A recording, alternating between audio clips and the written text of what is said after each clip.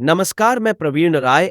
आज का चर्चा का विषय है विकास यादव। अमेरिकी न्याय विभाग ने शुक्रवार 18 अक्टूबर को भारत के रिसर्च एंड एनालिसिस विंग जार्नेंदेवॉर के पूर्व अधिकारी विकास यादव के खिलाफ आरोपों की घोषणा की।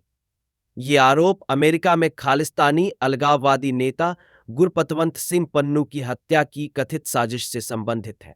एफबीआई द्वारा खालिस्तानी आतंकवादी गुरपतवंत सिंह पन्नू की हत्या की साजिश में वांटेड है। खालिस्तानी आतंकवादी गुरपतवंत सिंह पन्नू की हत्या की साजिश के आरोप में अमेरिका के एफबीआई द्वारा वांटेड विकास यादव को 10 महीने पहले गिरफ्तार किया गया था।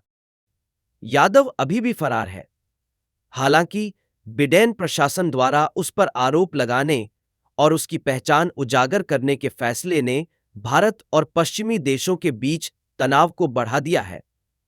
कनाडा के साथ राजनयिक विवाद और इस सप्ताह की शुरुआत में राजनयिकों के आपसी निष्कासन के बाद जायसवाल ने कहा, अमेरिकी विदेश विभाग ने हमें सूचित किया है कि न्याय विभाग के अभियोग में शामिल व्यक्ति अब भारत में कार्यरत नहीं है।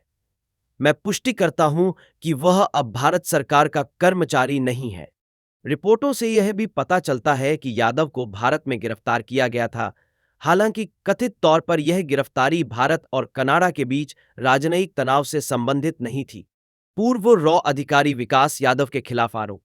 23 वर्षीय यादव को पहले 2020 के मूल अभियोग में सीसीए के रूप में संदर्भित किया गया था, लेकिन उस समय उसका नाम नहीं बताया गया था। खुफिया जानकारी के लिए जिम्मेदार वरिष्ठ फील्ड अधिकारी के रूप में वर्णित यादव पर हत्या की साजिश रचने में मदद करने के लिए निखिल गुप्ता, जो वर्तमान में अमेरिका में कैद है, को भर्ती करने का आरोप है। गुप्ता की भागीदारी के बदले में यादव ने कथित तौर पर भारत में गुप्ता पर लगे आपराधिक आरोपों को खारिज करने में सहायता करने का वादा किया था। अमेरिकी न्याय विभाग ने औपचारिक रूप से यादव को दूसरे अभियोग में नामित किया, जिसे न्यूयॉर्क के दक्षिणी जिले में खोला गया। आरोपों में आरोप लगाया गया है कि यादव ने अपने अधिकार का दुरुपयोग किया और अमेरिकी धरती पर एक प्रमुख भारतीय सरकार के आलोचक की हत्या के प्रयास को अंजाम देने के लिए गोपनीय जानकारी का इस्तेमाल किया। विकास यादव उर्फ सीसीएन कौन है? मूल रूप से हरियाणा के रहने वाले यादव रॉ में वरिष्ठ अधिकारी के रूप में कार्यरत थे, जहां उन्होंने सुरक्षा और खुफिया जिम्मेदारियां संभाली। रॉ में अपने कार्यकाल से पहले वे केंद्रीय रिजर्व पुलिस बल सीआरपीएफ के सदस्य थे और उन्होंने युद्ध कौशल और हथियारों में विशेष प्रशिक्षण प्राप्त किया था। अमेरिकी अधिकारियों का आरोप है कि यादव ने भारत से दूर से ही हत्या की साजिश को निर्देशित किया था। कथित तौर पर उसने निखिल गुप्ता को लक्ष्य के बारे में विस्तृत व्यक्तिगत जानकारी दी, जिसमें उनके न्यूयॉर्क स्थित घर का पता, फोन नंबर और अन्य पहचान संबंधी विवरण शामिल थे, जिसे गुप्ता ने एक अंडरकवर एजेंट को दे दिया। एफबीआई ने यादव का शारीरिक विवरण जारी किया है। वह 83 वर्ष का है। उसकी लंबाई 5 फीट 10 इंच और 6 फीट 1 इंच के बीच है। उसका वजन लगभग 156 पाउंड है और उसके बाल काले और आंखें भूरी हैं। यादव अभी भी फरार है और एफबीआई ने किसी से भी संबंधित जानकारी रखने वाले से अपने निकटतम एफबीआई कार्यालय या अमेरिकी दूतावास से संपर्क करने का आग्रह किया है। एफबीआई ने पूर्व भारतीय अधिकारी को वांछित सूची में डाला। एफबीआई ने न्यूयॉर्क के दक्षिणी जिले में संघीय गिरफ्तारी वारंट जारी होने के बाद यादव को अपनी वांछित सूची में शामिल कर लिया है। उस पर भाड़े पर हत्या का क्या और धन शोधन की साजिश रचने का आरोप है। एफबीआई के अनुसार यादव ने कथित तौर पर भारतीय मूल के एक अमेरिकी वकील और राजनीतिक कार्यकर्ता की हत्या की साजिश रची थी। सह षड्यंत्रकारियों के साथ अपने संचार में अमानत उपनाम का उपयोग करते हुए यादव ने कथित तौर पर इच्छित शिकार के बारे में महत्वपूर्ण व्यक्तिगत जानकारी प्रदान की, जैसे कि पते और फोन नंबर। यादव और उसके साथी ने कथित तौर पर हत्या को सुविधाजनक बनाने के लिए न्यूयॉर्क में पिंदर कार का अग्रिम भुगतान किया। एफबीआई निदेशक क्रिस्टोफर रे ने इस बात पर जोर दिया कि एफबीआई हिंसक कृत्यों या संयुक्त राज्य अमेरिका में अपने संवैधानिक अधिकारों का प्रयोग करने वाले व्यक्तियों को धमकाने के किसी भी प्रयास को बर्दाश्त नहीं करेगी। पन्नू हत्या की साजिश की योजना।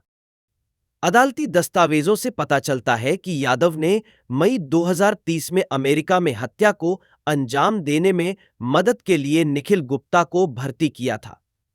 नशीले पदार्थों और हथियारों की तस्करी में शामिल गुप्ता ने मदद के लिए एक ऐसे व्यक्ति से संपर्क किया जिसे वह आपराधिक सहयोगी मानता था। हालांकि वह व्यक्ति वास्तव में US drug enforcement administration DDA के साथ काम करने वाला एक गोपनीय मुखबिर था। इसके बाद गुप्ता ने यादव को एक अंडरकवर डीईए एजेंट से मिलवाया जिसने खुद को एक हिटमैन बताया।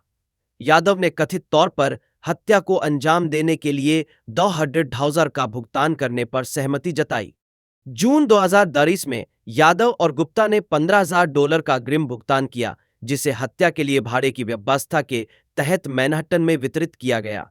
पन्नू हत्याकांड में निखिल गुप्ता की भूमिका।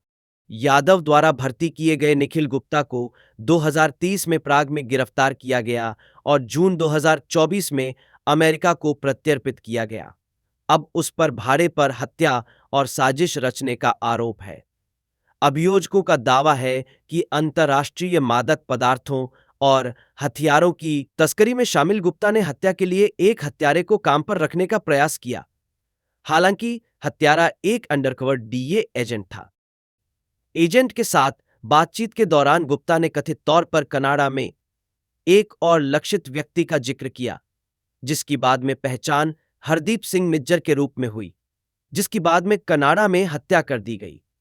निज्जर की मौत के बाद गुप्ता ने कथित तौर पर अंडरकवर एजेंट से कहा कि न्यूयॉर्क में हत्या अब बिना किसी देरी के आगे बढ़ सकती है।